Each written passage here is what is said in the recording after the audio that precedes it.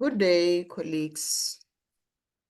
It is 15 hours South African time, and I believe it could be another hour somewhere in our region.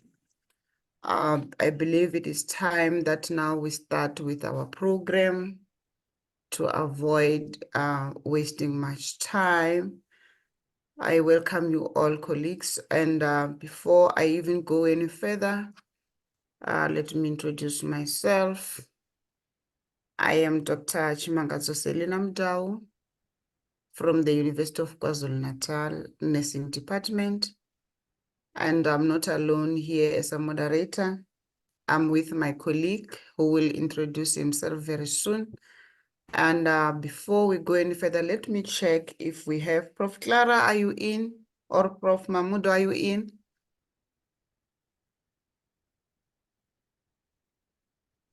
Yes, we are in. Thank you. Yes. Go ahead. Yeah. Thank you. Thank you so much that you are in. And let me check our guest. Are you in? Yes. Thank you so much. Thank you so much, colleagues. I'm not sure if we have to wait any further. There are colleagues who have been here some 15 minutes ago, and I want to believe our speaker is burning so much with knowledge that she wants to share with us today. I want to appreciate the leadership of the AFREhealth for organizing this important session that we need as academics, as researchers. And I want to appreciate and welcome all of you here this good, beautiful day that has been planned for us to learn and grow in it. Let me hand over to my co-moderator to take it further from here. Thank you. Okay, thank you so much, Doc, and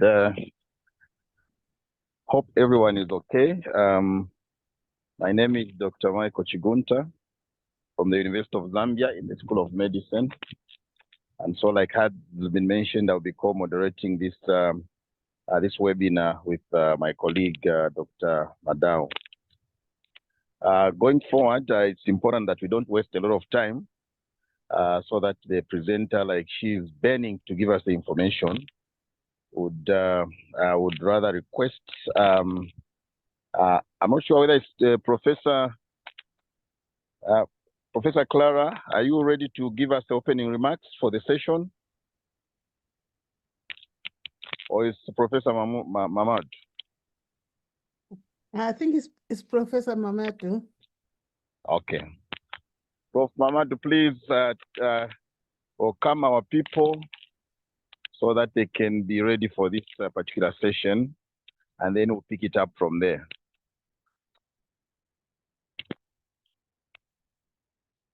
Prof. Mamadu, are you there?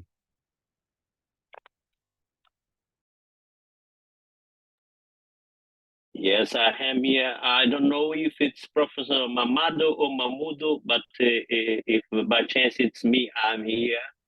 I want just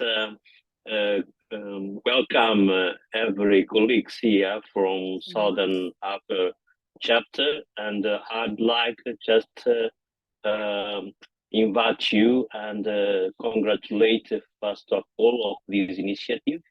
And let's not waste our time.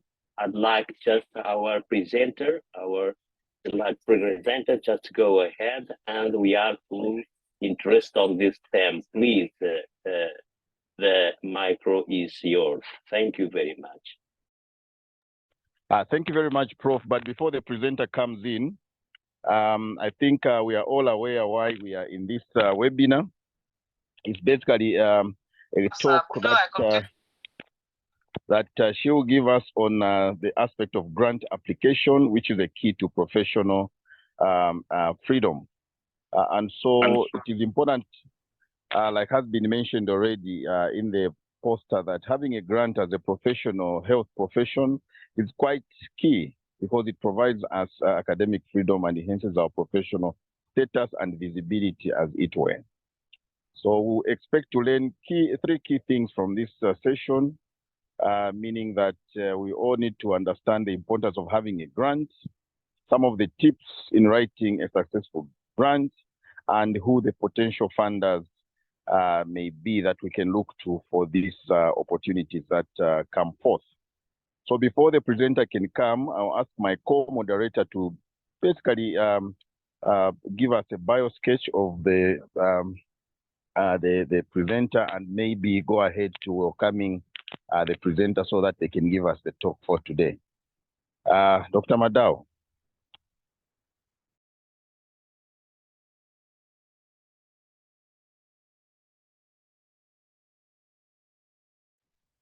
Okay, thank you so much. I was not aware that I'm muted. Yes, it is important that we know who we are here for. Why must we listen to this person? Colleagues, we have today Professor Azwihangwisi Helen Mavhandu-Mudsuzi, who is an established NRF-rated researcher. She is the director of the School of Social Sciences at the College of Human Sciences at the University of South Africa. Her research focuses on HIV, LGBTQI+, especially in the rural areas. She has published widely, rounding about 94 research peer-reviewed articles and 7 chapters and 3 books. She has supervised 21 doctoral and 29 master's students to completion. She has sustained her academic excellent record, evidenced by her winning several research-related awards. The following are some of her awards. She won the Chancellor's Award of Excellence in Research. She won the Champion of Research Capacity Development and Transformation of South African Public Service Research Institutions from the NRF, which is a special recognition. She went on to win the Chancellor's Calabash Award. Then she went forth again to win the National Department of Science and Technology Women in Science Award, which is a Distinguished Women Specialist Award won in 2017. She also won again Women's Award of Excellence in Research, and she was the finalist of the Top Women Awards, which was the Top Women in Science category, which was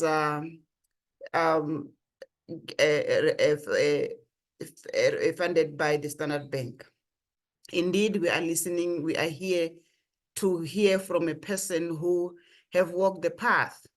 In that, to evidence that she's most relevant for this presentation today, she has won around 9 grants. I will not go into each one individually, but I'll sum up to say the list was for 40,000 South African rands, with the highest of 600,000 rands. And this has been going on dating back from 2014 and until 2022. 2022, she did her best. She won 2 of them. And this is the person that we are here to listen to. And indeed, we will hear how she achieved that and how we can be capacitated to walk the path as well. Professor Mavhandu-Mudsuzi, the time is yours. Good afternoon, colleagues, and I'm so humbled to be presenting this grant application workshop to you. Let me share my presentation.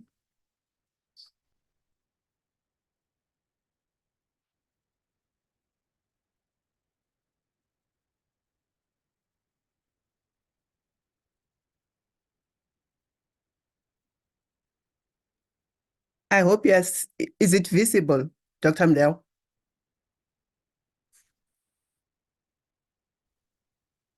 Yes, Is my presentation visible? yes, please. Yes, Yes, it Okay. is. Yes. Maybe you can put it on a presentation mode. It is on presentation mode. Oh, okay, fine. Colleagues, you can be putting on your question on the side. You will have the time for questioning. Thank you. Okay, so as it has already been mentioned, we are going to talk about grant application. The objective of this presentation, I expect that at least we need to understand why do we need a grant? How do we apply for a grant? What are sources of grants? And points to remember when applying for grants. Why do we need grants, really? Because the institution have money which can fund what we want to do. It is important for us to have grants because grant offers academic freedom. When we have grant, you cannot be blocked by anybody when you want to do any research which is related to the grant you have applied for, or even if you want to attend a conference. It also increases individual academic status. Most of the time when they want to value an academic, they will ask about your publication and your research, your student supervision, and also the money you have. Do you have a grant? The moment you have those, it makes them feel, sorry. I'm just recovering from flu, so I'll be drinking frequently. It also offer an academic opportunity for promotion. When they want to promote a person, they will look at several things. But when it comes to research, they won't look only at on the output you have, but also on the grants you have.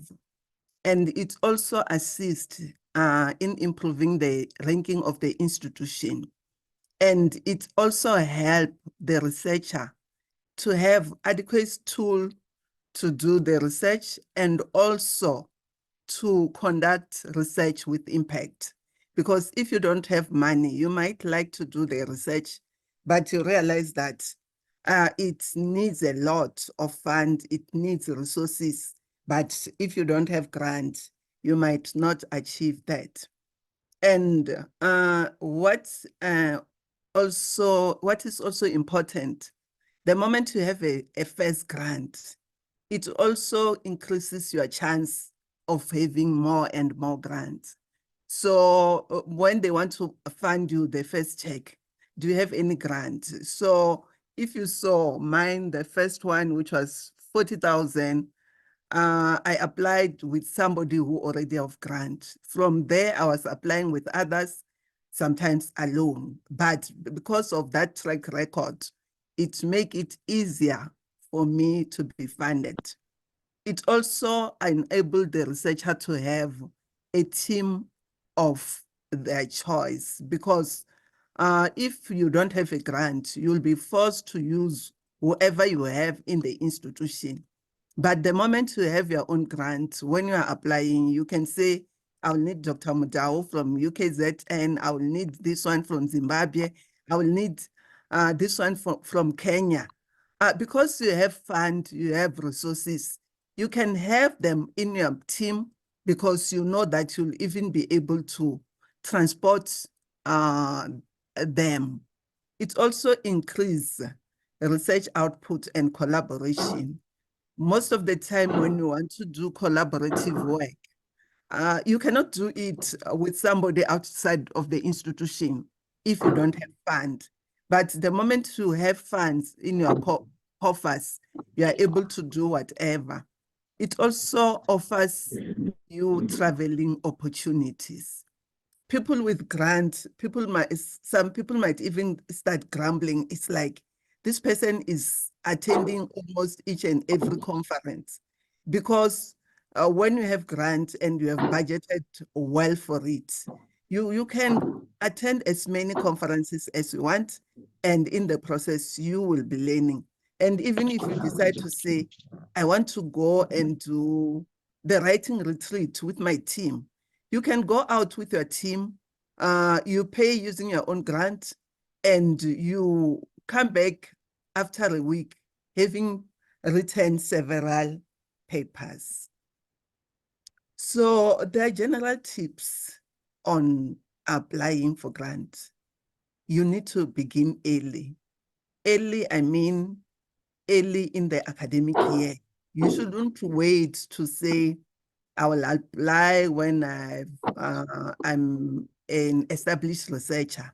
Whether you are still a student who is busy with a master's, with PhD, you can apply. And that application you made, it becomes the source that at least you already have a grant, even if you have been funded by 500 South African rands. But the fact that there was a grant which you have applied, it makes a foundation for other grants. And you need to apply early if the call is out. Whenever there's a call, you shouldn't wait for closing date, because usually when you look at the call, you might think that those are minor things.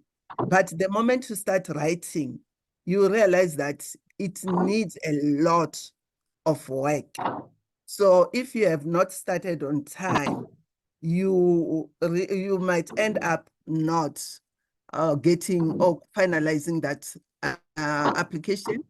And also apply as frequently as you want. You shouldn't say, I've applied for one, then you stop. You see the grant you send, you see the grant, call for grant you send. And when you are applying for that grant, answer all potential questions. Whatever you are writing, I think, what will happen if they ask me this? What will happen if they ask? So make sure that whatever you think might be asked, you need to clarify. You shouldn't think that people who are reading or evaluating your grant will fill the gap. You need to give the reason of why you are asking for whatever. Then if there's something in your grant which you feel that this is very important point, you need to underline it or write it in bold or italic.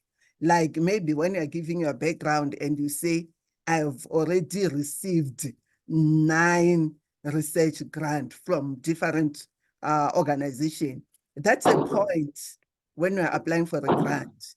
You might need to highlight, to flag that so that they will know that they are not dealing with an amateur grant applicant. And you also mention the issue that all the grants which have been funded, I've finalized the process and I've also submitted the report on time.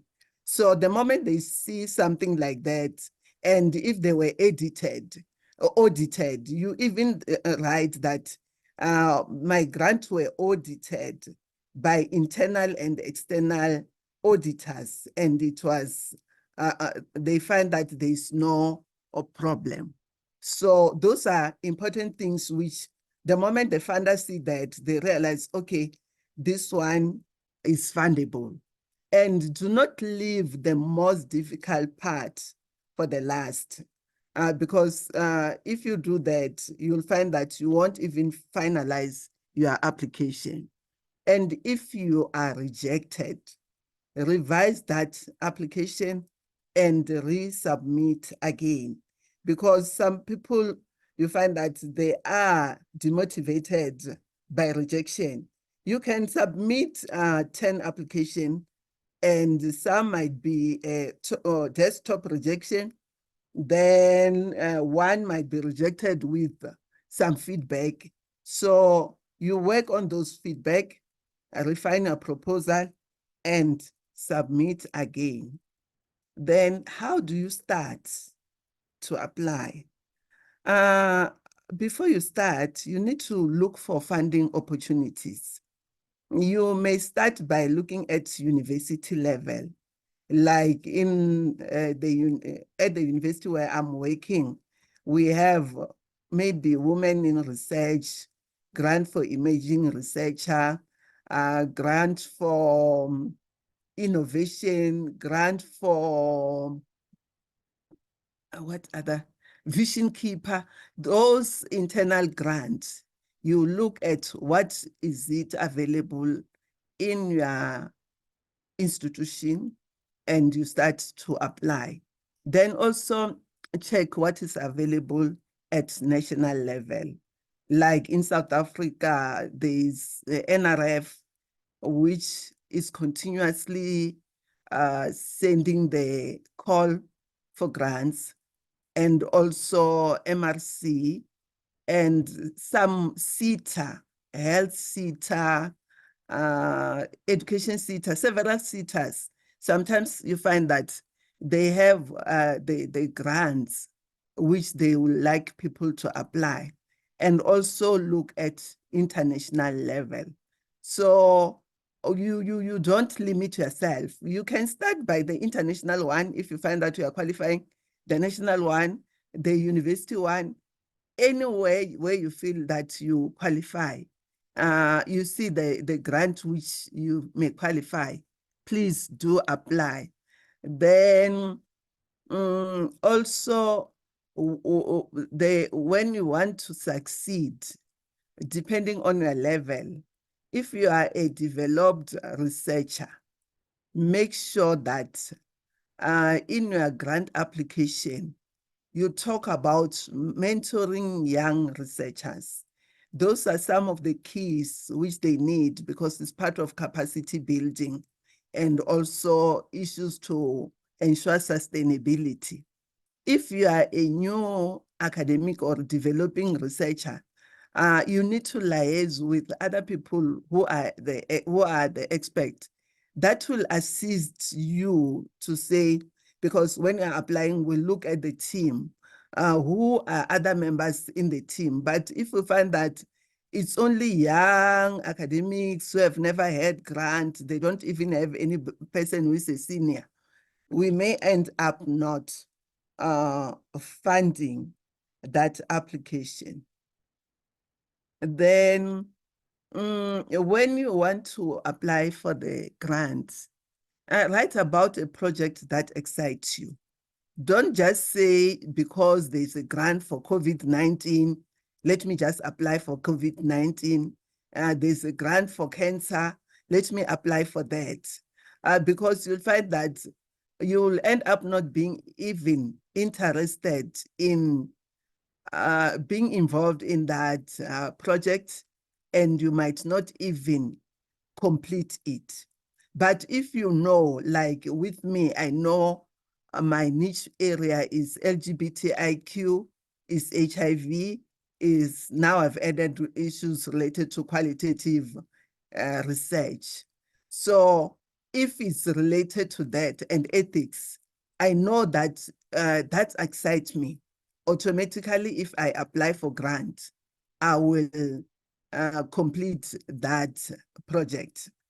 Then you need to develop a culture of grant writing. Like, you just tell yourself that every week or every month, I will make sure that at least I'm doing one grant application.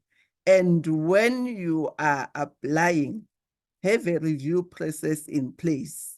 Most of the grants, they will tell you that these are the criteria which they need. And also this is how they are going to review. Sometimes the good thing is they will even say, when you're writing, nominate your reviewers. So you can nominate your reviewers, but not your friends. The moment they see that the reviewers you have nominated, they are your classmates, they are your friends, they realize that you are not serious. If you are nominating the reviewers, they should be reviewers with grant who are experts in the field. So they will realize that you know what you want. And make sure that at least you become a member of research review committee in your department. By doing that, you will be learning what is required when they review. Then you can go to university level, and later you can also become a national reviewer like NRF. Because the moment you are part of those systems, you already know what makes a proposal to fail, what makes a proposal to be funded, and have frequent grant writing workshop. like what we do at our university. Last year, we have grant writing retreats. We went with, I think, 15 people, all in all. When we were back, everyone has a complete grant application submitted. Fortunate, 5 were funded, others were rejected, but all in all, it makes a huge difference. Then ask individual within and outside the school and the department to review your application. Application should not be a secret, because some people will say, I don't want people to see what I'm writing, and you end up submitting it to the reviewers who will just reject it on arrival, because they will look at it and say, what is happening? But if you ask some people, some group of people who are used to applying, let's look at my application, give me input, they will end up doing that. And when they're doing that, they will give you a bit of feedback, even if they're not experts in grant application. But there will be few things which they will be able to identify from your application. And that will be working towards cleaning your application. Then you cannot, most of the time, the funders don't want to fund individual researcher. They usually want to fund a team of researchers. This, I think, is protecting themselves, because if it's only one person who is doing research, if that person resigns from the institution, what is going to happen? If that person decides to, I nearly said decide to die, but if that person just pass on, what is going to happen? Or get ill, what is going to happen with that grant? That's why mostly they want people to apply as a team. And also make sure that when you are gathering your team, you need people who are experts in the content. Like if I'm doing LGBTIQ, I will look for people who I know that they are experts in that field, and also people who are experts in methodology. Because when they review, they don't only review the budget, but they also review the methodology which you are going to do. And it's important for you to have members of multidisciplinary team. Not if you are health studies, you use only health studies, but you need maybe some other people from economic management, other people from agriculture, other people from psychology. The more you mix like that, it really shows that your project is going to be impactful. Then I have already mentioned that you need not be only senior staff members who are applying for that grant, or only junior staff member. You need to mix, and it's also important to involve students, especially masters and doctoral students. But if it's maybe other research, and you have maybe students who are busy with science, agriculture, even if they're at lower, doing their basic degrees, you can involve them because they are part of your research team. And when you are writing and motivating, you need to show that you are innovative, like showing people what is your mentorship plan, how are you going to train those people, how are you going to build the capacity of the institution. Like with one of my grants from MRC, the focus was not only on mentoring the group of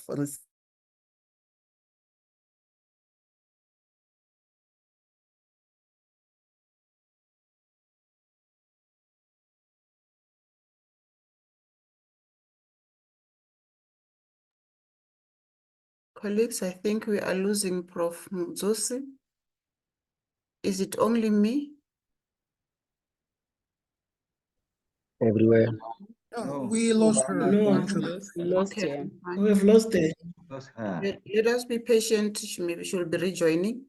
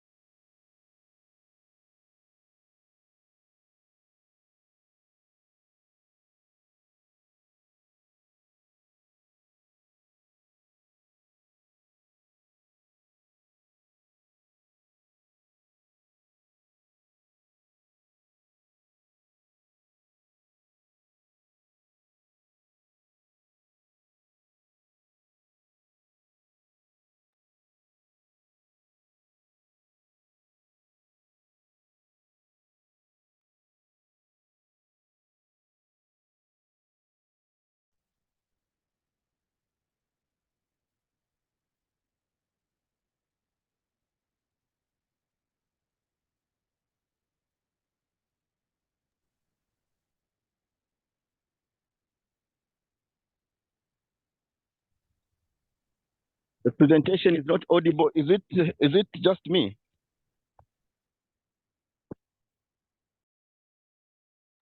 no, we have all lost the audio. Colleagues, she's trying to rejoin. Let us be patient.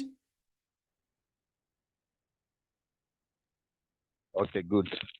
Thank you.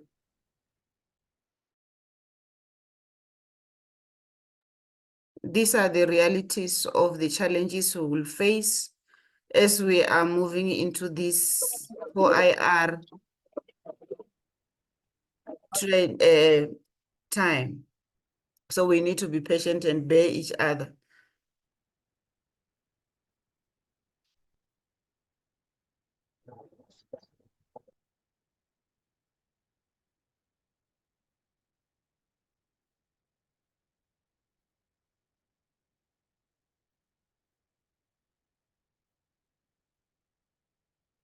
Meantime, let us be putting our questions on the chat box.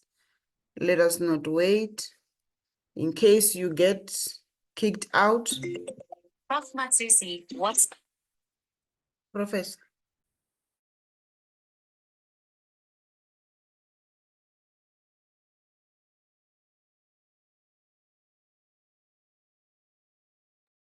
Winifred, can you assist if you are here? She says it needs a meeting passcode.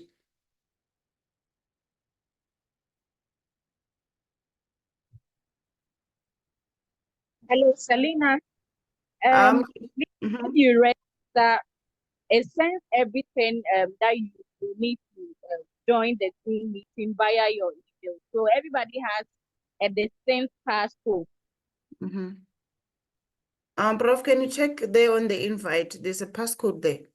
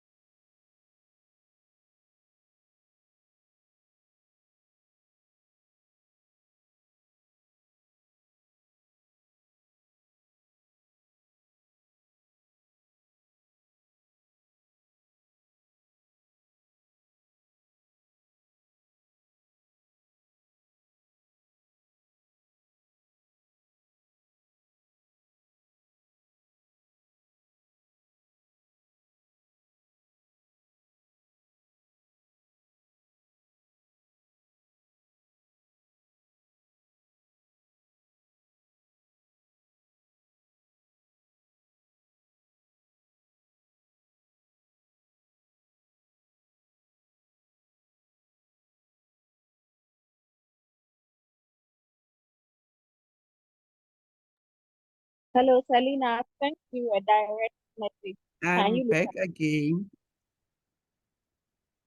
Am I audible? Yes, welcome back, Yes. Prof. You are audible. Technology. Yes, technology. These are the challenges, Fine. our Let's, everyday challenges. You can reshare your screen. it's okay. Thank you, Prof.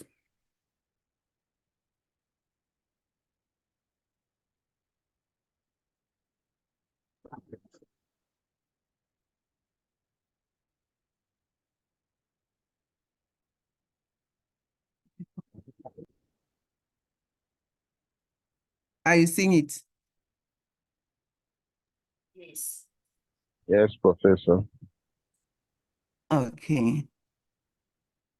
I think I was here, if I'm not mistaken.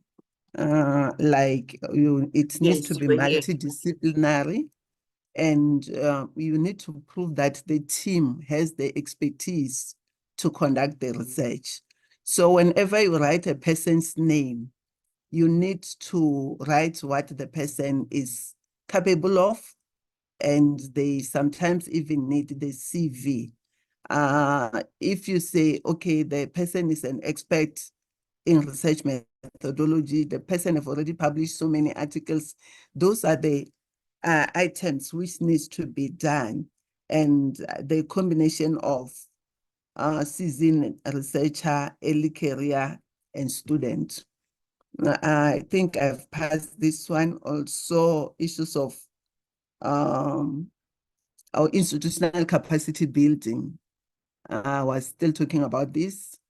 Interdisciplinarity, I've mentioned that. Ways of working with decision makers and knowledge translation approaches. So you might even write about how are you going to involve politicians or the heads of departments, so that they will see that you are not going to use this information only for yourself, but also for the country. And you can also bring a novel theory, which you are utilizing, not the usual one, or a novel research design. Then there are several funding opportunities. I've mentioned that there's internal. So know the person who is responsible for grants in your institution, and let that person be your friend, so that whenever there are grants, the person should send to you, because sometimes you find that the grants are sent on maybe intranet, like our communication, internal communication, which is sending a lot of things where sometimes we don't even send, but your check. But if you are linked to a person, the moment they have grants, they will also call you. Have you seen that grant? I think you need to apply. And also add your name to the grant list, so that at least if they know that there are people who need grant, you are among those people. And before you even continue, you need to read the funding opportunity carefully. Sometimes people will just see grant and see 1 million rands and say, yo, I'm applying. Check, are you eligible? Because you find that others will be for emerging researchers, young researchers, or people who have just obtained their PhD in 3 years or in 5 years. And some will even be specifying the age. If you are a male and female, it should be 35. But if you are a female who have just during childbearing age, they can allow you up to 40. And check the due date. If the due date is within maybe 2 weeks, you might not manage. Check also if it is related to your research focus or niche area, because there are people who will just apply for everything. And towards the end, you find that whatever you are doing doesn't even make you an expert in any field, because you have just been applying for whatever you see popping up on your screen. And make sure that you have you have knowledge about the topic. You are an expert, because they might be bringing something new, like there's one on mpox, and you just feel like, oh, there are so many grants about it. You don't even understand what is it, what is required, what are the signs and symptoms. And towards the end, you'll get stuck with that grant. And the moment you have a grant which you cannot fully utilize, you end up spoiling your credibility. And also, when you look at the grant and the amount, check if it's really worth your effort. If maybe the grant is for 50,000 rands, and you want adequate money which will allow you to travel to other countries, and you find that the quotation for traveling, it ranges between 80,000 and 100,000. So it might not be worth it to get that grant, unless if you will say the university will complement or supplement. Then funding opportunities. I've mentioned that there are several funding opportunities.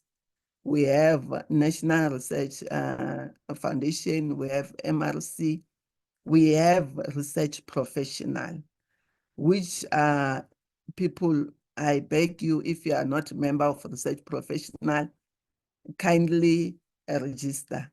Yesterday when I checked, they have something like 2,747 research related to health. Let me try and see if I can link myself again to show you the available research now.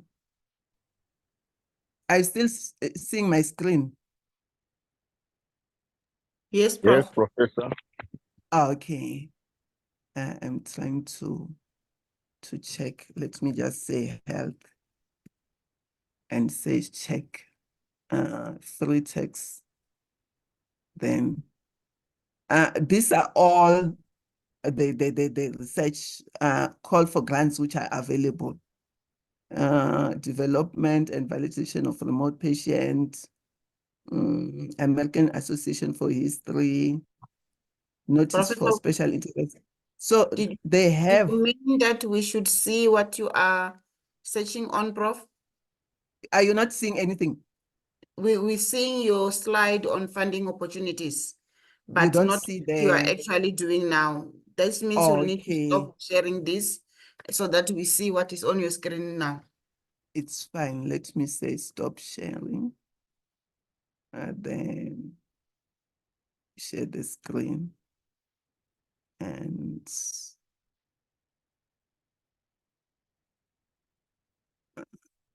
what's this? So, oh, this is what I get. I just say free text.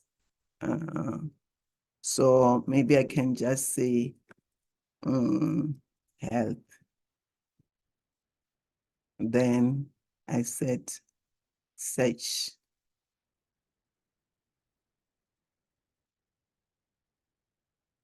Is it not popping up?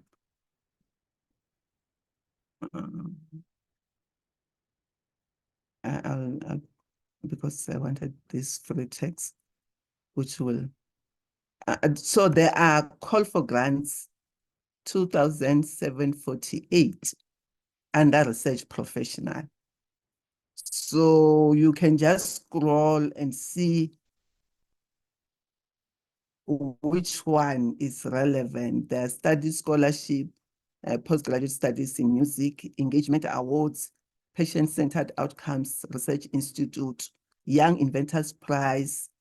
Can you see that there will never be a day where you'll say you Google and you couldn't find research. There are also research fellowship, Science by Women program. So as long as you go there, you look and you'll find several research.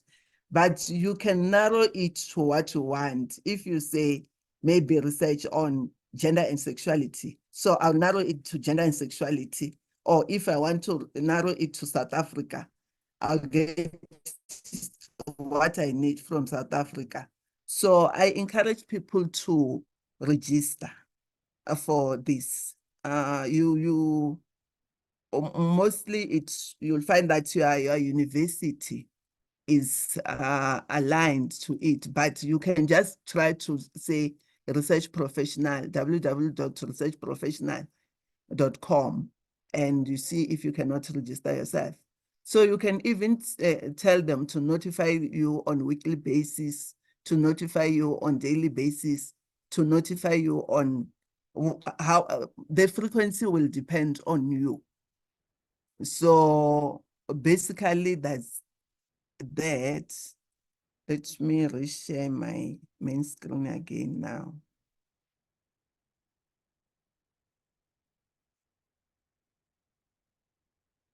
So you will never say we don't have grants because amongst so many calls, you may find something relevant to you.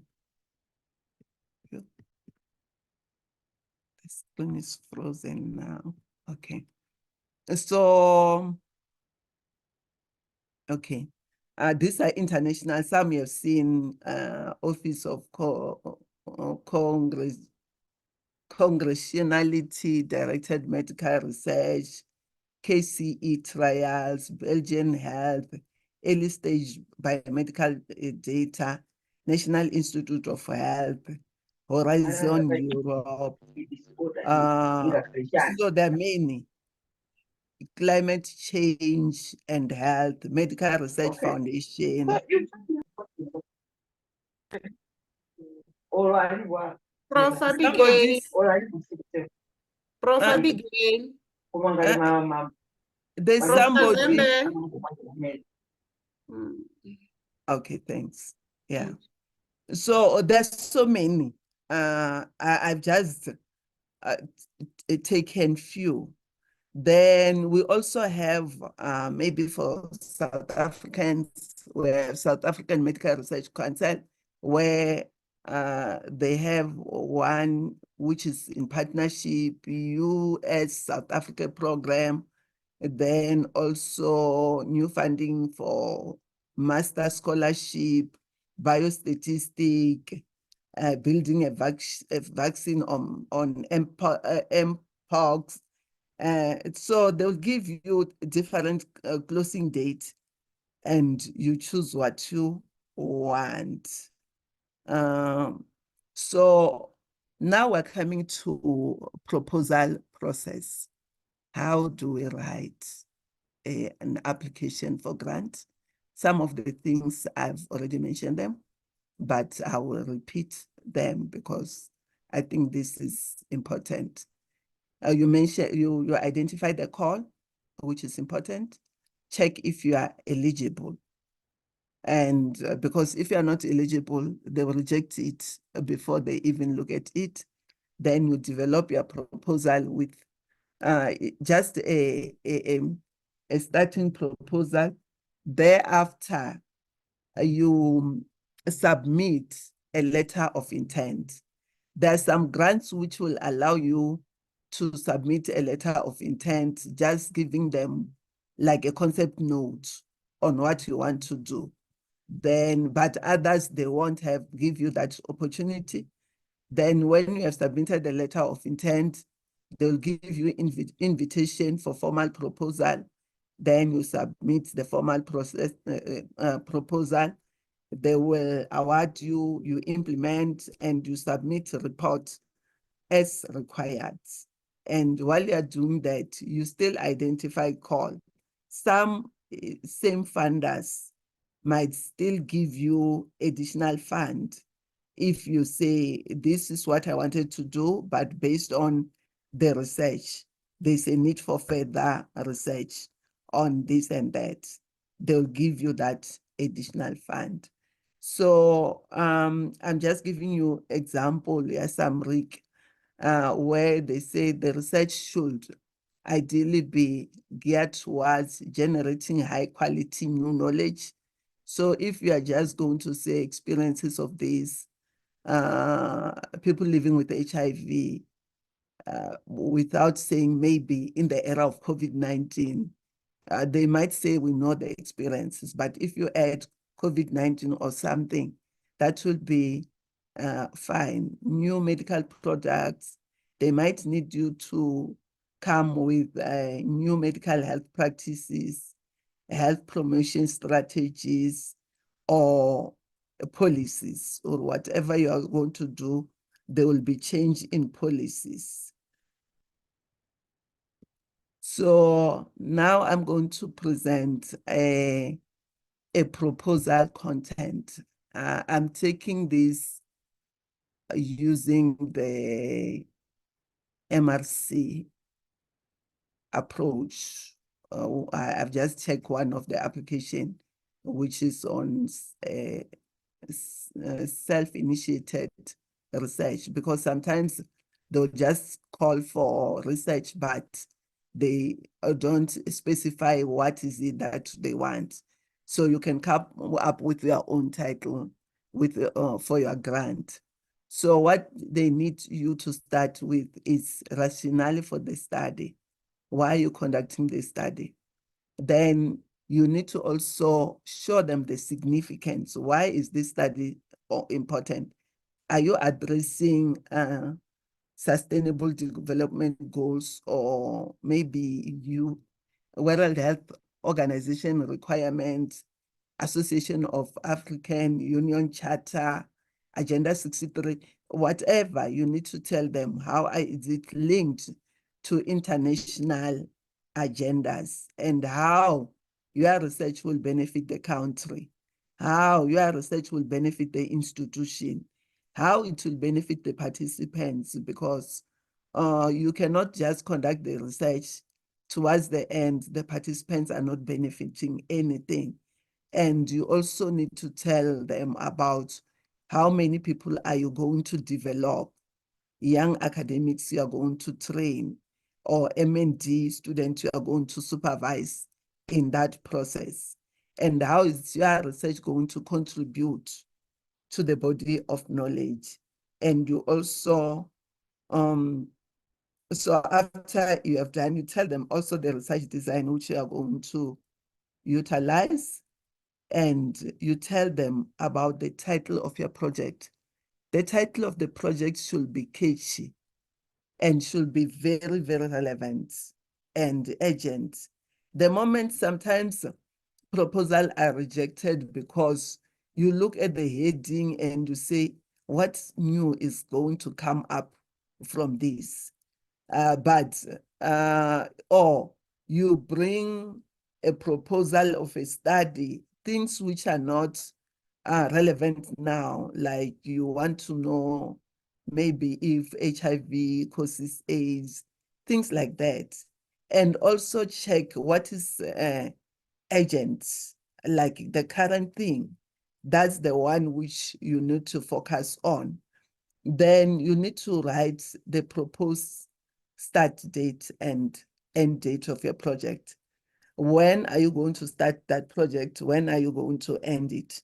If they say it's 3 years funding, you need to have date. But if you tell them your proposed start date is next month for a project which closing date is next month, they automatically will conclude that this person don't even know, or that when the proposal is written, it needs to take time. There are ethics clearance applications which needs to be done.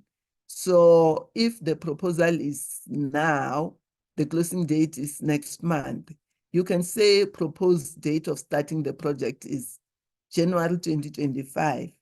Then they will need your details as a principal investigator, like your gender, how old are you not going to exit the system soon, your race, your position, like are you having a position of influence wherever you are, if you are given grant, will you have time to use that?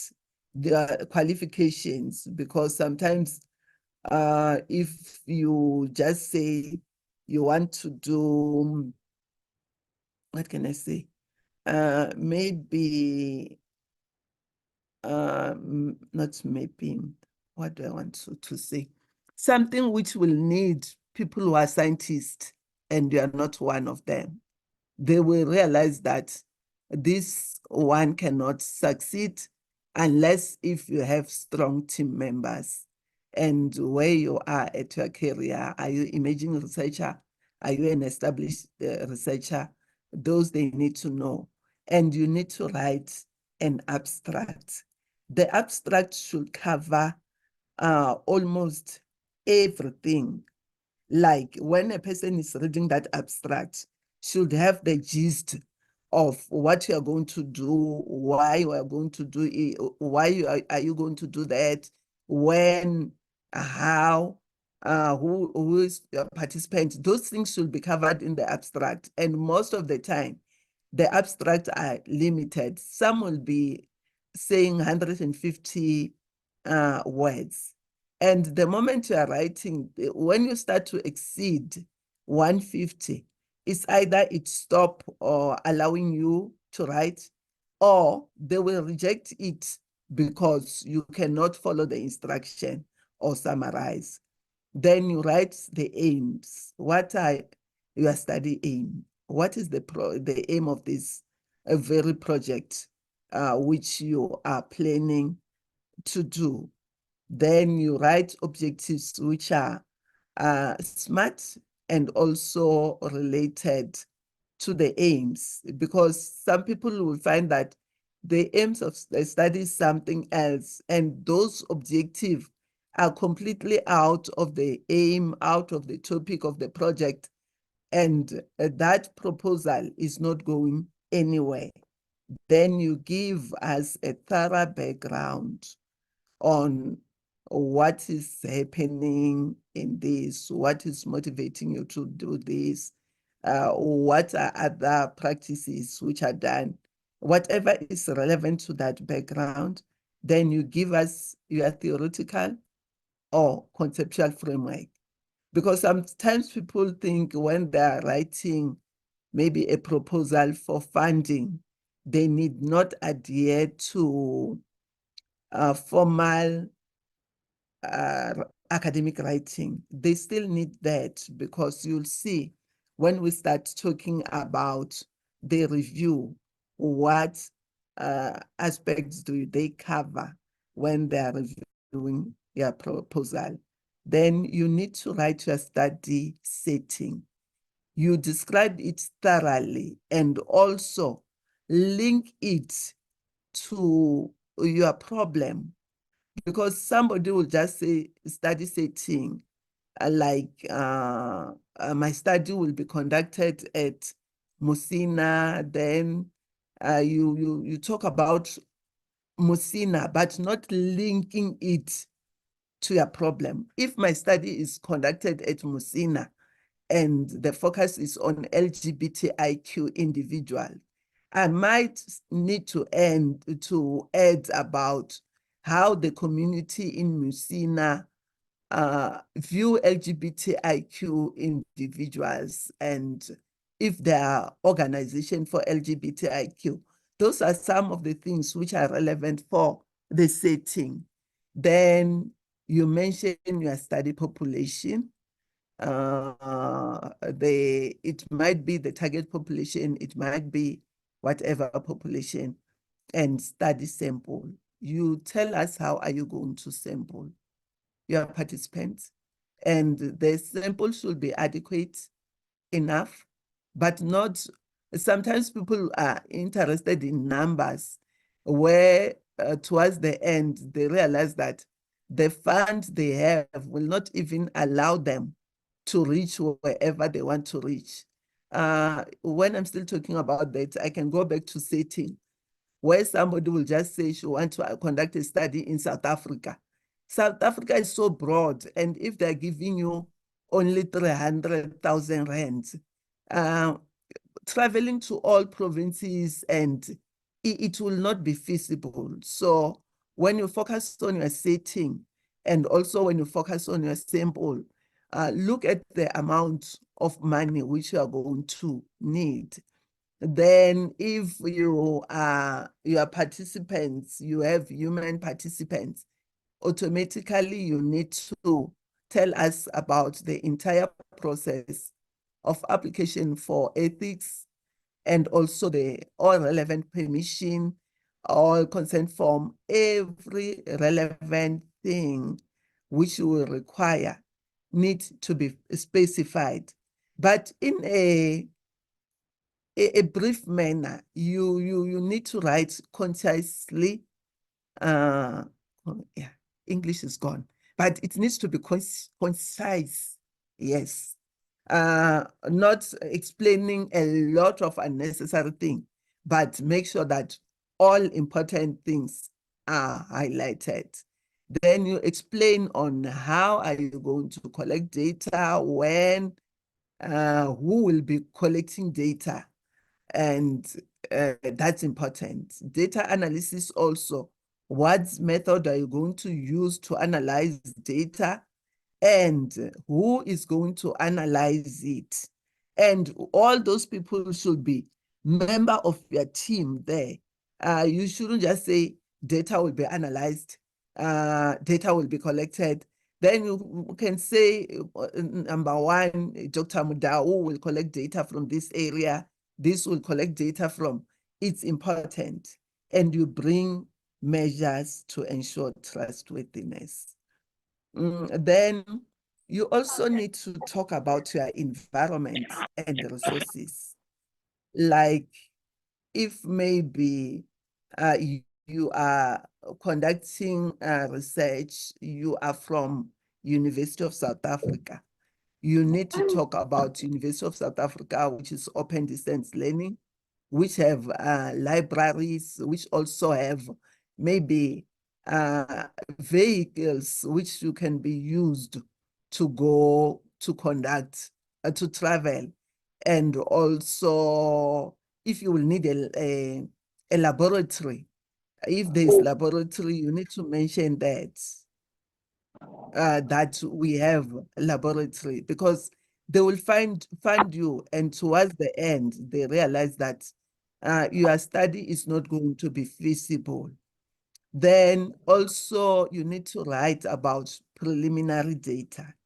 If maybe like my studies related to LGBTIQ experiences during COVID-19, I need to tell them about other research which I've already published related to, let's say I want to focus on support.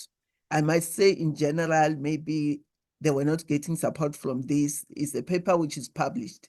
And also all the relevant studies which are building up to your research need to be listed so that people will know that you know what you are talking about.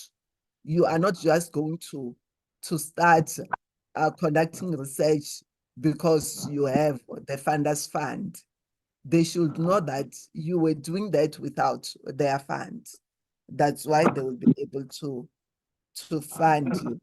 Then also talk about how are you going to build the capacity of people you are working with, also the capacity of maybe the institution, the way I have mentioned before, and write about the outputs.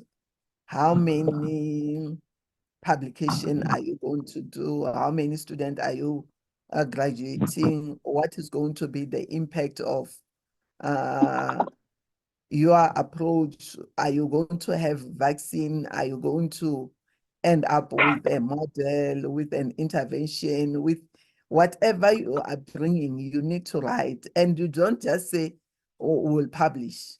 You need to say 9 articles, 2 students, master student graduating, 1 PhD student graduating, and vaccine tested and in the market, and a model tested, and so that they will know that their money is not going to be just, or their money is not going to be wasted, because funders need impact. When you say, I'm writing a paper and say, this project was funded by MRC, it gives them the credibility and also make sure that whoever is the source of their fund will keep on giving them the money, because whatever they're funding is impactful.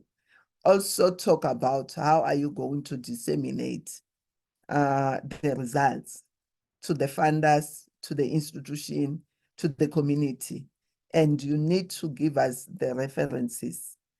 Sometimes when people are writing this proposal, you'll find that they will be writing a lot of terms which are from other people, statistic, but they do not reference those. So if those are not there and there's no list, there's a problem. Then you also need to give them the list of other research awards which you already have. It might be related to grants. It might also related to your recognition. So they need to see that. That's very, very important to say. We're not funding a person who is not recognized. Then you need to have maybe the contact of all your members and their status. Is this person a student, emerging researcher, senior researcher, whatever status, and what will their roles be in that proposal? We have seen several proposals where people will even write a person from USA, a person from UK, a person from Kenya, Nigeria, Ethiopia.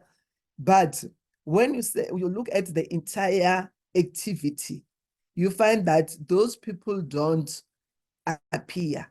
The only thing which will appear, it will be the key researcher visiting the country, but not involving people from that country in research. Budget. When you are writing your budget, that's where people usually fail, because a person will just write a budget which is some fact, 500 rand for traveling, to where for what is not returned. Or sometimes when the grant is going to give you, the maximum is 3 million.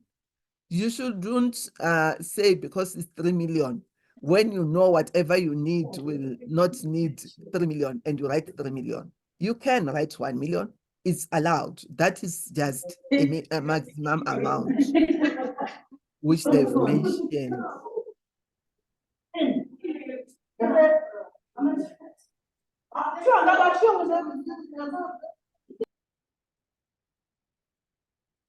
Sorry, I was muting Faith. Then the budget should be directly linked to the activities. It's either consumable, research travel, research assistantship, or equipment or conference attendance. We should see that as part of your activity, not just saying attending 2 conferences, which you have not mentioned. What will you be doing? If you say a conference, a conference presentation of papers at the conference, at 2 conferences, we need to see that. And when you do that budget, you need to have real estimated fund based on what is currently utilized. And sometimes you'll find that the funders will say they will fund 90%, 10% should be funded by the university. So you need to write if maybe the transport to Durban will need 100,000. You write you are requesting 90,000 from the funder, then 10,000 from the university.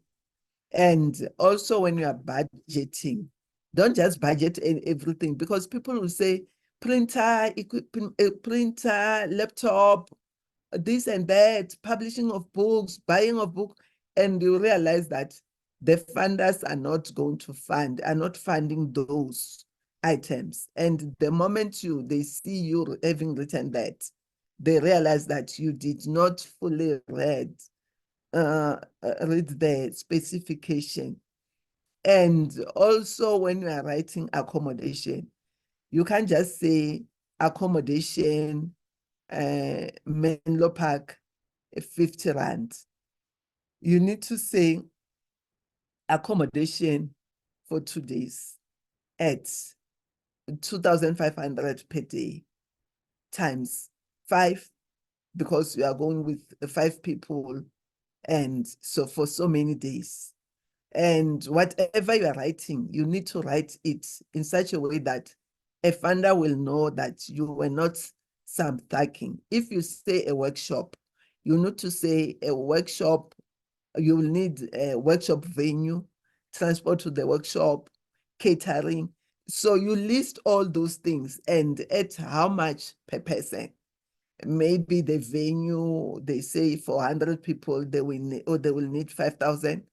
And catering, breakfast, they will need 90 rand per person. That need to be seen. And also, do not outsource important aspects of the project, because the person will write, I'm going to pay somebody to come and facilitate a workshop on whatever, or I will also pay the supervisor. I will call somebody to come and facilitate the writing retreat. I will call somebody who will come and write a manual for me. The moment they see that, they'll say, why are you needing the money? Because you are not competent. You need to be seen leading the project. They need to be seen facilitating the workshop. You need to be seen developing the material. You may rather budget for somebody who will do the editing, somebody who will do the translation, but not the core. And those are important. So basically what I've been saying is the basic structure of the proposal, but it will depend on the funders. Each and every funder will have their own specification and what they want. That one, the one I was presenting was for MRC. So when reviewers are reviewing, you need to capture their attention before they even start. Like they need to see, what are we going to learn here? This is a new thing. But if the moment you bring the usual, they start to be demotivated before they even start reviewing your application. And why is it worth knowing? Why is it important to do that? And how will you know, as reviewers that the conclusion or your study is trustworthiness, is valid? So we need to see that happening when you present your research. And also, they don't hunt answers. That's why I was saying, whatever you want to say, let it be said, but said in a concise manner. Okay, be concise. And when you are writing, use the style which will also catch reviewers' attention. You remember when I say some of the things you might even bold or underline. Then also your introductory statement should be catchy. It might be on the abstracts and also background. When you're starting, let it be catchy. Like with me, most of the time, my first statement might be zero HIV infection, mission impossible with the current attitude of university students towards LGBTIQ individuals. So the moment a person see that, will say, yo, yeah, here, mission impossible. Let's hear what is happening. So that's some of the things which you need to take into consideration. So before you submit, make sure that you check the spelling. Check also, send also to the language editor. Sometimes people will use maybe Grammarly or other, other mode of checking the language on the paraphrasing. But it is also important to make sure that whatever you have used, reread your document again aloud and also give it to somebody else. Because you may find that when you are using those technologies, sometimes they will completely change the meaning of what you want to say. Then I've already mentioned your calculation, that whatever, when you are budgeting, you need to have a proper budget and also proper calculation. If you don't understand mathematics or arithmetic, after you have added, give somebody to redo that for you, because you will be penalized for a wrong budget. Make sure that the budget items are eligible. You can't just write something where people don't even understand what you want to say, and you justify. Accommodation in order for facilitating the workshop, traveling from this area to do what. Then check that all required forms are attached, and also that you adhere to page numbers. If they say 20, it's 20, and also the word count. And make sure that there's nothing which is outside the margin, and your font, somewhere you write Arial, somewhere you write Calibri. The moment they see that, they will just say this was cut and paste. So make sure that when you submit your application, it's lookable. Then when they check, like maybe you have applied, they will have criteria to judge your application. Some might even write the criteria. Some might not even write them, but they will give the weight, like the concept itself, significance and the impact of your research. They will give it, let's say 25%. So if they say they've given it 25% and you have not written good impacts like national, institutional, personal, and you may find that you won't get that 25. Then also the study itself, is it feasible? So if they look at it, they realize that the method we are going to use will take 30 years, or the method you are going to use is not going to even make you reach the objectives of your study, automatically they are not going to fund that. And also who is the applicant, the key informant, principal investigator, and also what is the experience of a principal investigator, and also who are the team member, what are the expertise amongst those team members? Are they experienced in conducting research? That's why they will need also their CV.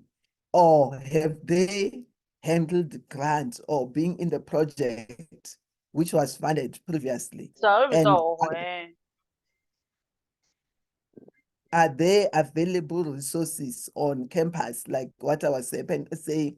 Also, if it's a hospital, is the hospital having available resources to handle that project?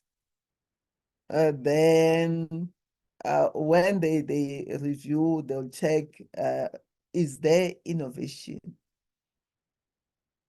Or is just the usual?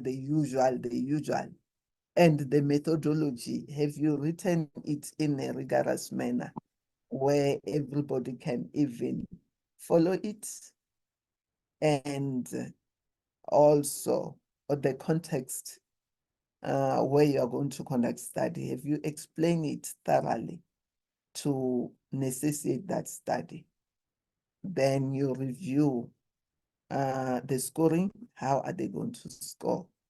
Then these are, I don't think it's necessary, but they will check all, this is MRC now, when they do the review, the field, the policy issue, medical, whatever is required, all those nitty-gritties, they will check the design and also the approach. I've already mentioned it. What can be the potential problems in this study?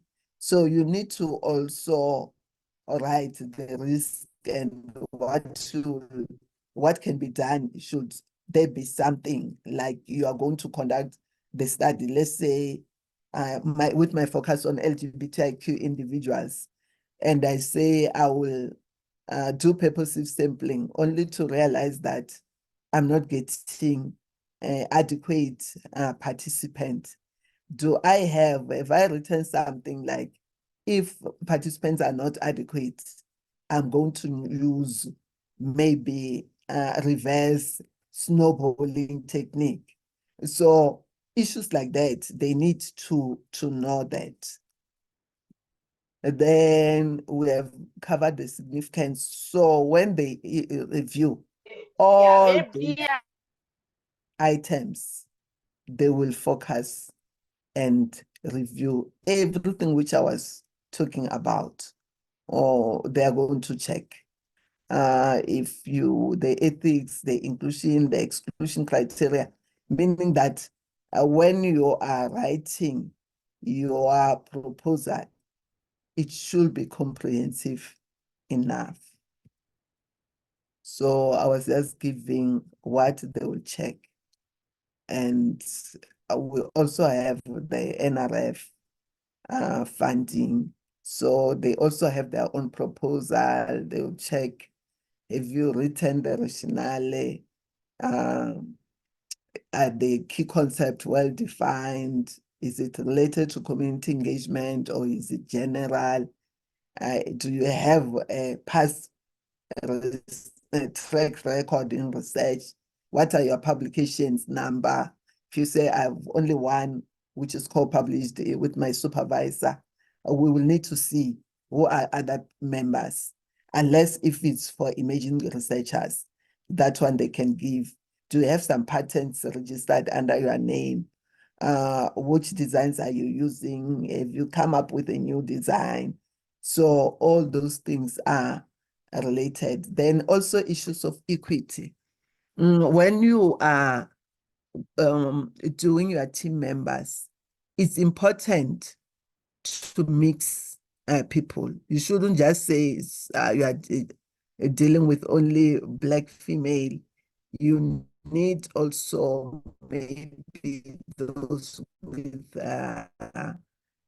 disability. You also need young males, because sometimes young males are not fully involved in research. So that's what is required. And they will give you a score. If you have a young male, you already have a 4. If you have a black male who is about to retire, you'll have a 3. White female is a score of 3. White female, not young. So all those items you need to look at when you are applying, and also when you are bringing the students you are going to supervise. They also need to make sure that you have collaborators. Who are your collaborators in your institution, nationally and internationally, and their roles. I'm repeating this. Most of people just write people because they know them, but you see them not given any role in that collaborative process. So, I even write is an SNNB. Collaborators are not window dressers. You need to tell us what are they going to do. Finally, you need to make sure that you attend to relevance and scientific methods. Follow all the rules to the letter. There's no shortcuts. Don't be selfish. Mostly if you are a solo researcher, except if it is a bursary or maybe the traveling fund, that's why you can do it alone. But the rest, make sure that you are doing it as a team. I've shown you the grant review process. What do they do and what do they focus on? And make sure that get experienced peer reviewers. Experienced peer reviewers who will start to review your document first internally. And they will give you feedback. Sometimes you will find that what you have written is 0. But the moment you attend to those feedback, towards the end, your application will be perfect. Don't send it to a person whom you know. This one will just say, everything is okay. You can submit it, and you become a laughing stock. And whatever mistake you have done, learn from it. And when you are rejected,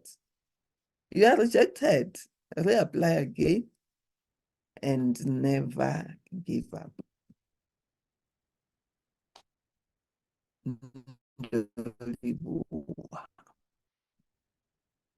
Thank you.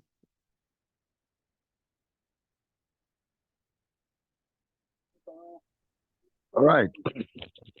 Thank you so much, Professor, for that very clear, concise talk.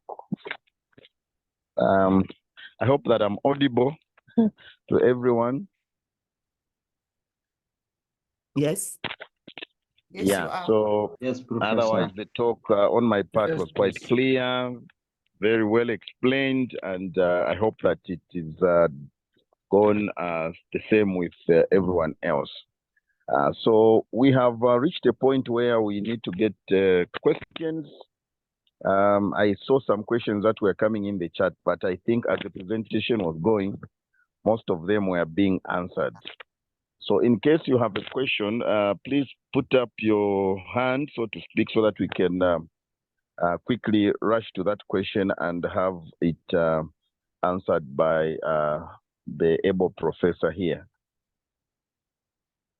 Any questions? We have close to 20 minutes to do that.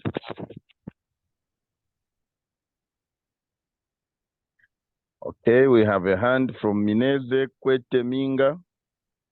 Please go ahead and ask your question. Well, thank you very much. I have actually put my question in the chat, but I would like to ask it very quickly. Thank you very much, Professor, for your presentation and your understanding one. I still have a concern. You know, in Africa will have various, the challenges.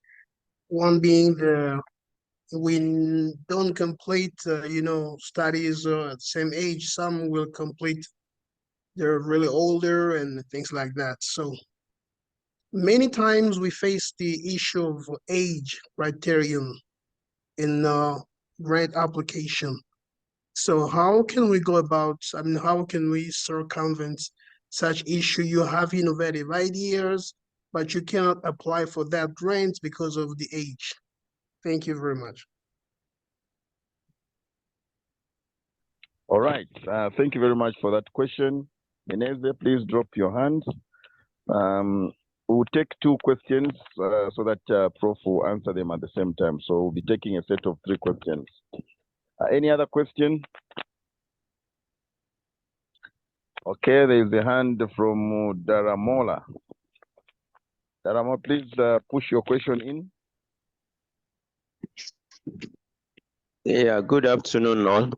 Thank you for the presentation and for the team for putting this together. My question is, when you have a multidisciplinary team, for example, you have someone from engineer, someone from who is an engineer, someone from psychology, maybe someone from statistics, work on a project. Now, this project might be focused more on a particular discipline.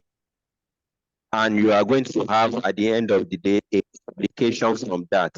Some department, how will you justify counting it as part of your publication if it's not focused particularly in your discipline? Thank you.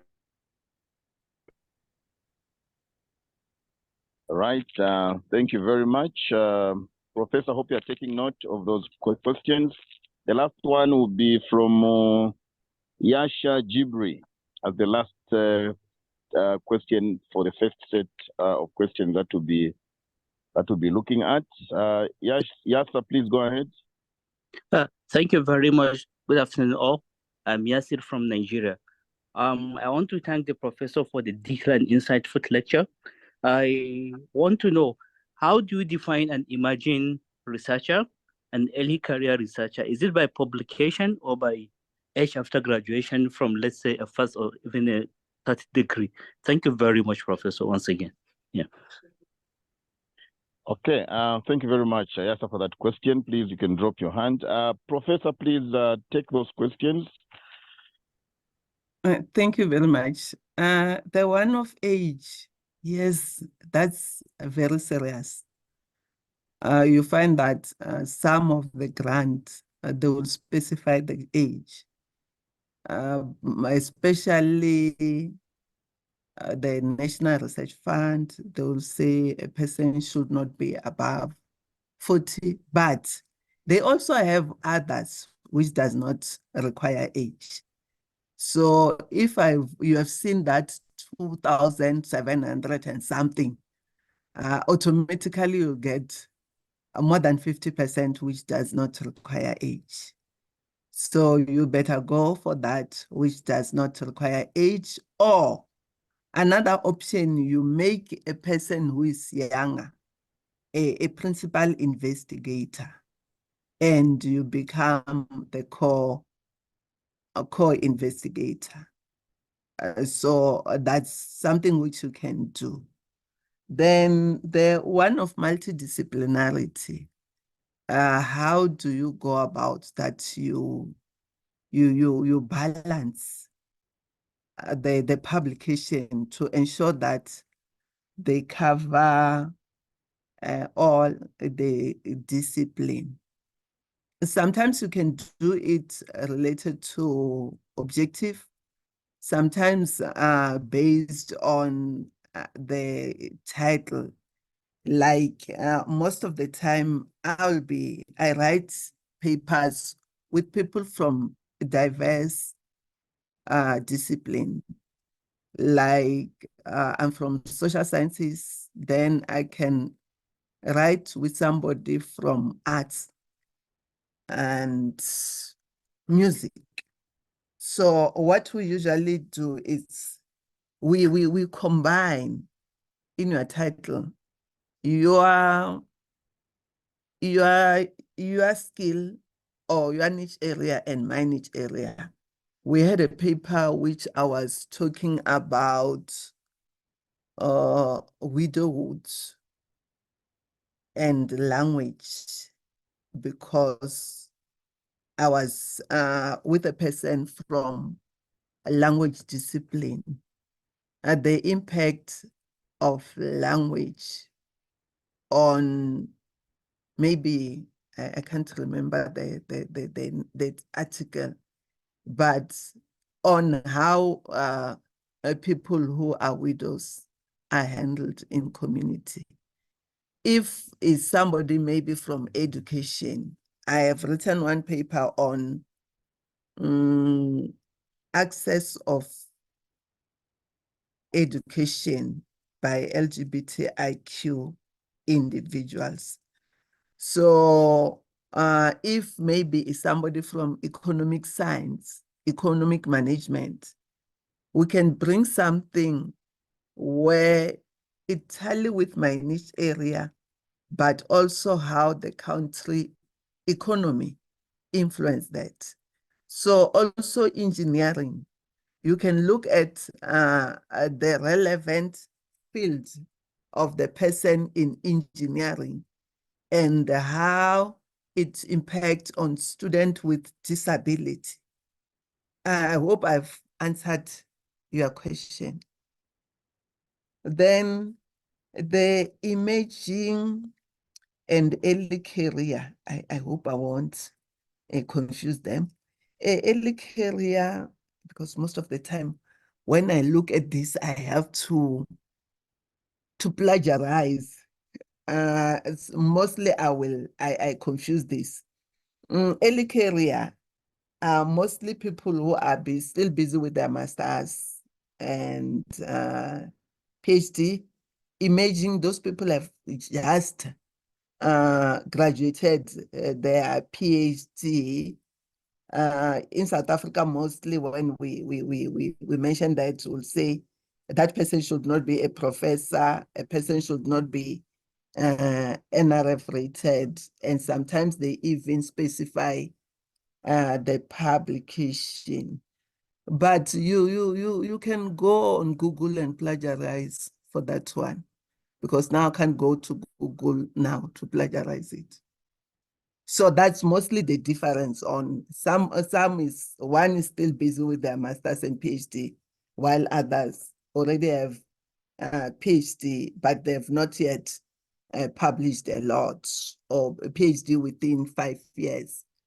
Though sometimes you find that imaging also bring again the issues of age.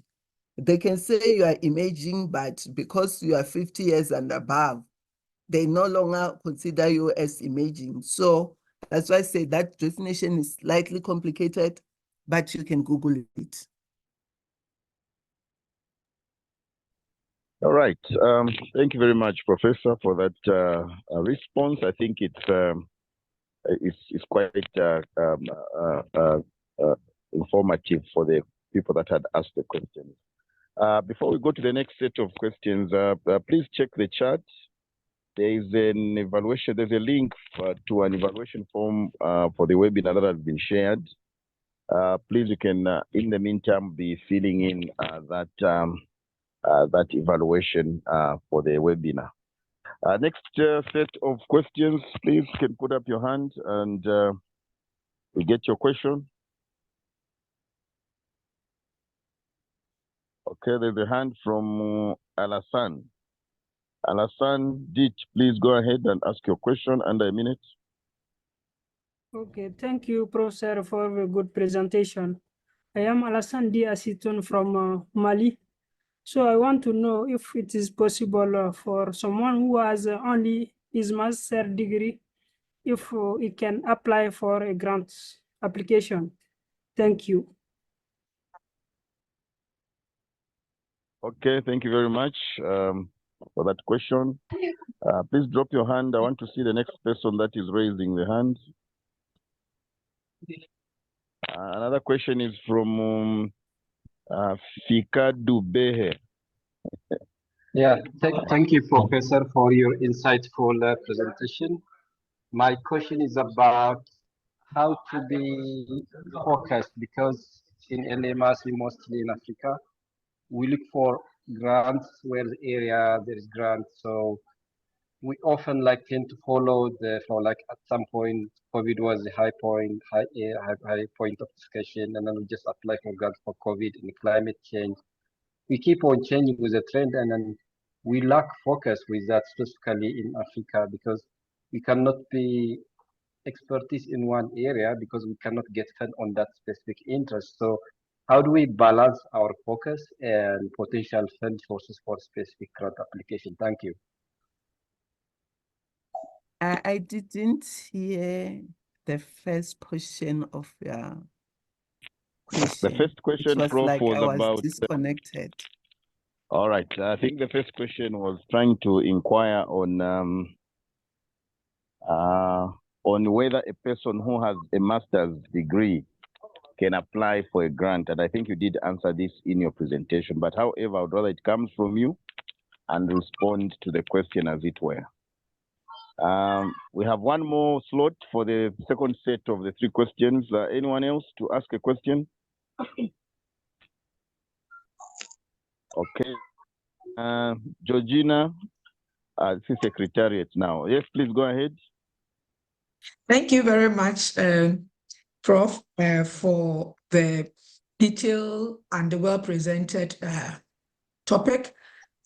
My question is on where you are not successful and there is an opportunity for you to resubmit, but unfortunately you didn't get any reviewer remarks, because it happens that some of the opportunities, they will only write to you that they received a lot of applications and therefore they are not able to give the detailed reviewer comments. How do you improve on what you submitted so that you can present it, ensuring that you are successful? Over. Thank you very much for that question. Quite common, actually. Professor, please take those three questions. Okay, thank you. The person with master's degree can apply. You just look at the criteria. If they don't specify PhD, you can. There are people with master's degree who have track record of publication. You can apply. Or when they say that there are grants for development, where you can apply for grants to do a PhD, you can also get that grant. The one which I was saying, I didn't hear well, the first portion of the question was for the second one, but if I don't respond it properly, he can ask again, because I heard that we are continuously changing, and how do we stick to our niche area? What I do, or you might have heard, my niche area is HIV and AIDS and LGBTIQ. Initially, my primary niche area was HIV. So when I realized that there's problem related to lesbian, gay, and transgender, I link LGBTIQ with HIV and AIDS. So everything will be, whatever I'm doing will be implication to HIV prevention. Now, when there was COVID, I didn't move away from my niche area. I just added what were their experience during COVID-19. So when climate, if I want to talk about climate change, I might still say, now with this high heat, what is happening to people living with HIV? So having able to stick to your niche area, it assists also in being NRF rated, especially those who are in South Africa, but also even if you're not in South Africa, but you want to be NRF rated, which can be done by linking you with one of our institution. You become our research fellow, then you apply, you become NRF rated under the institution you are linked with. They will need a narration on your niche area and how it is linked. So that's what I usually do.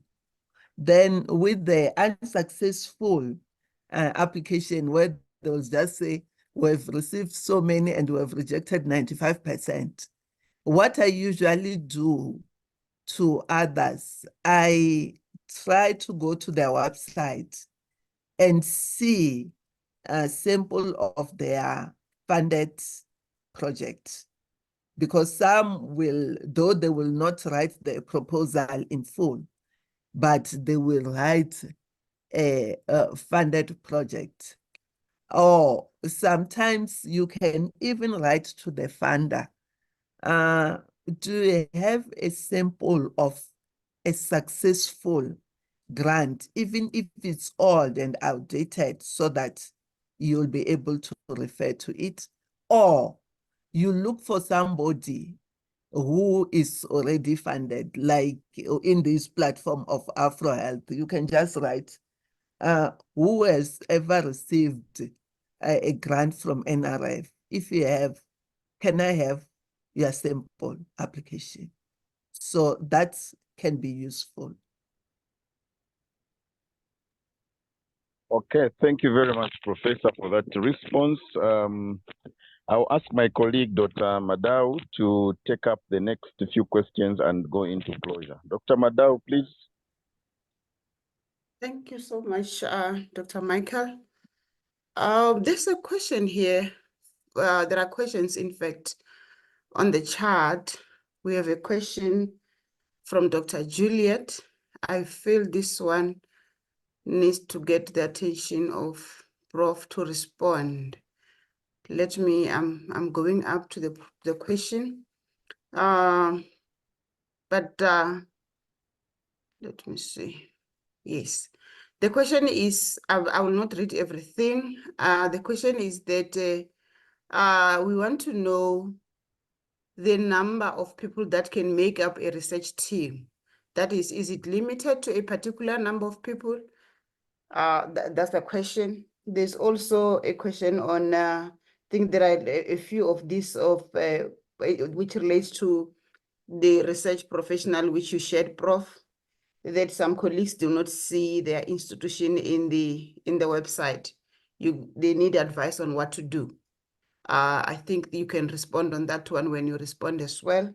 There's a question as well from Minenza. The question is, what do you do when you don't meet the age criteria? But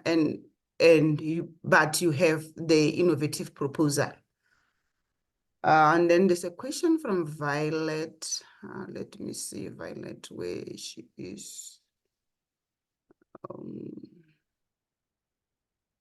Violet says she appreciates learning and she's busy with her colleagues. Is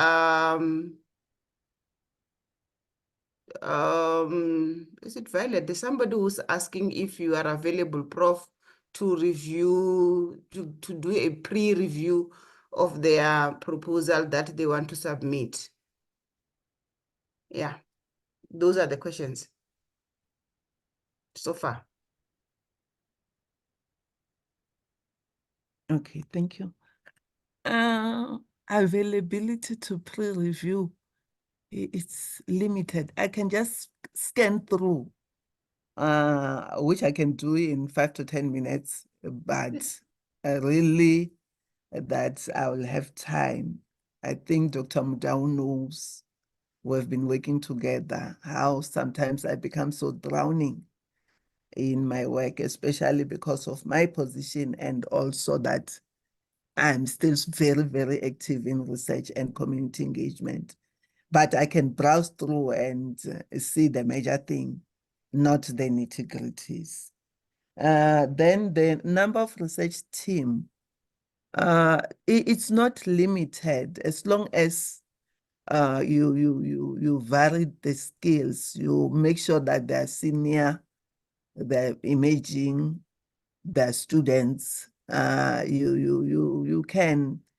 They don't tell you how many do you need, because sometimes if the team is very, very big, you end up not succeeding, where you find that some team members start to pull back or to dominate. So, which is also very important when you nominate your team members.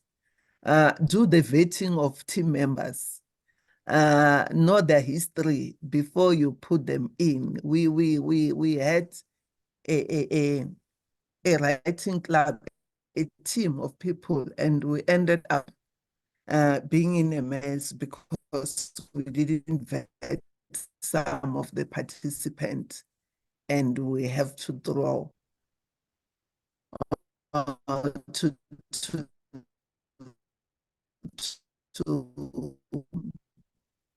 not succeed. That way.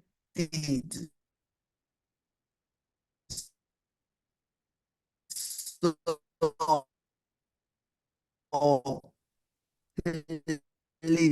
please, to say, have you ever worked with this person? Professional, there are no institutions not there, but you can just person or librarian or research professional, they can assist you. Then the age and innovative proposal. I've seen one call from NRF where they were saying they need, a person should be 40 years, but if it's a woman on childbearing age, should be 45. So you need to motivate to say, I couldn't complete the study on time because I was still doing maternity leave, giving birth to children. That's why I delayed. So they can allow you up to 45. But they mentioned something like, if you have something very, very unique, which you can motivate for, they may consider your application. So they may, but what you think is unique and innovative might not be to them. So sometimes we better not waste time when we know that there are more than 270 funders, and that was only related to health. We didn't bring other items like climate change, gender and sexuality. So you may find that instead of wasting your time to say, let me gamble, do the ones which you know that this one is not head or tail.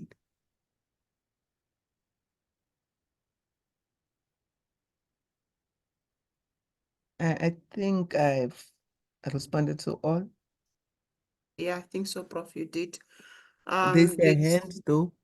Yes, there's a hand. I want to read just one and then give an opportunity to further. They say, how can we reach you if we desire to work with you in a multidisciplinary team?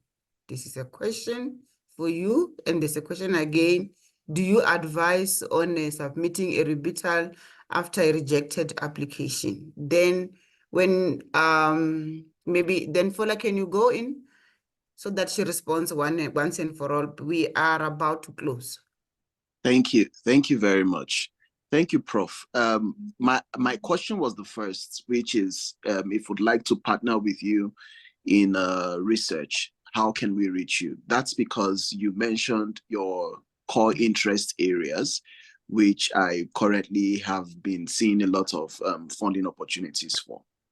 Thank you. Okay, thanks. I will write my email address on a chat.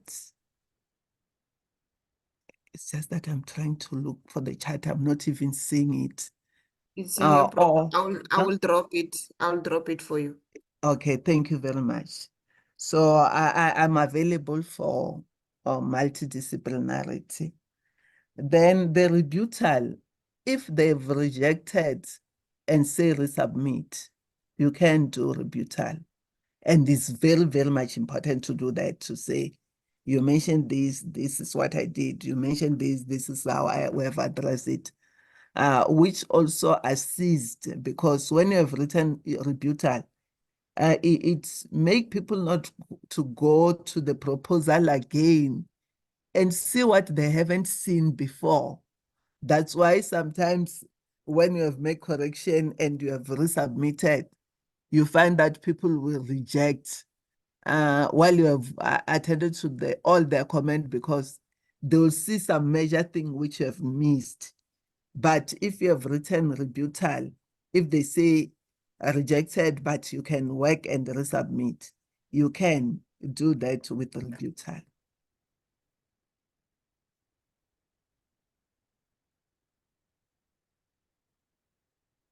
Prof, I think you have responded to all the questions. In the interest of time, I would like to call in Prof. Clara, or is it the professor who welcomed us? Colleagues, who is doing the closing remarks? Prof. Clara and the colleague?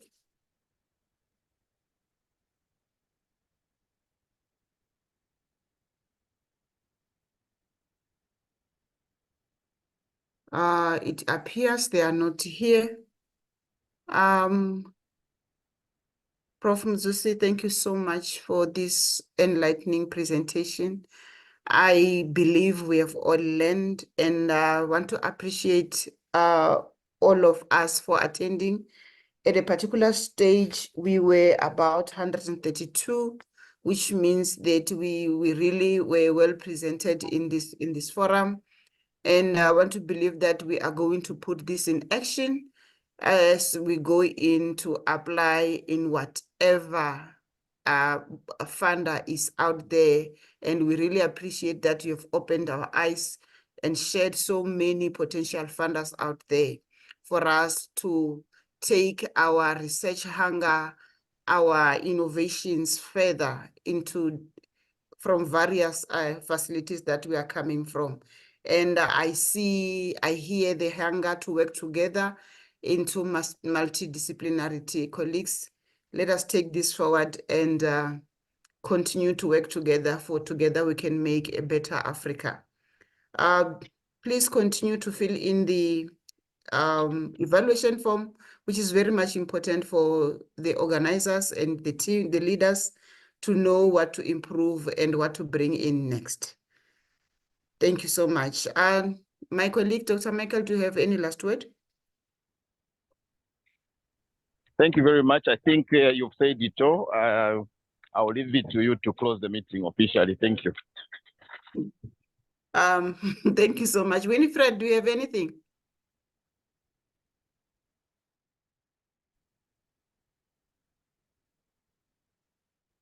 All right. I have something to say. Yes, please. Since the leads are not here, Prof. Mahmudu, who is a co-lead, is not here. I just want to stand in for Prof. Mahmudu and then Professor Patricia, who are the co-leads of the Southern Africa Regional Chapter. And thank you very much. Okay, Prof. Mahmudu is here, so let me just finish and then I'll hand over. We had a webinar on proposal budgeting. You can visit the AFREhealth website on previous webinars, and you can have the recording there so that you can also learn from that. We have more webinars for you, especially for early career scientists, for you to benefit from as we look at building the capacities of our members. If you are not a member of AFREhealth, please join AFREhealth. Indicate in the evaluation and we'll reach out to you for you to be part of AFREhealth so that together we'll build a better continent for ourselves and for all others. Thank you very much, Prof. and the moderators. Professor Mahmudu, I could hear your voice to your closing remarks. Thank you very much, Madam Georgina. Thank you very much to the professor who presented these very important keynotes. I'm sure that we learned very much and the strategies to go on when we are applying to grants. This is very impressive and very useful tips, and I, on behalf of the Southern African chapter and Professor Patricia, who is not here, and on behalf of AFREhealth, I would like to thank very much to all of you, especially to our guest presenter and keynote speaker. Thank you very much. I will let just our moderators the last words to close this session. Thank you very much. Over. Thank you so much, Prof. Mamudo, and thank you so much, colleagues. There is nothing from us anymore. We have said a mouthful, and enjoy the rest of the day, and let's meet again in another learning platform presented by this insightful organization of us. Oh, God bless you. Thank you. Thank you. Thank you.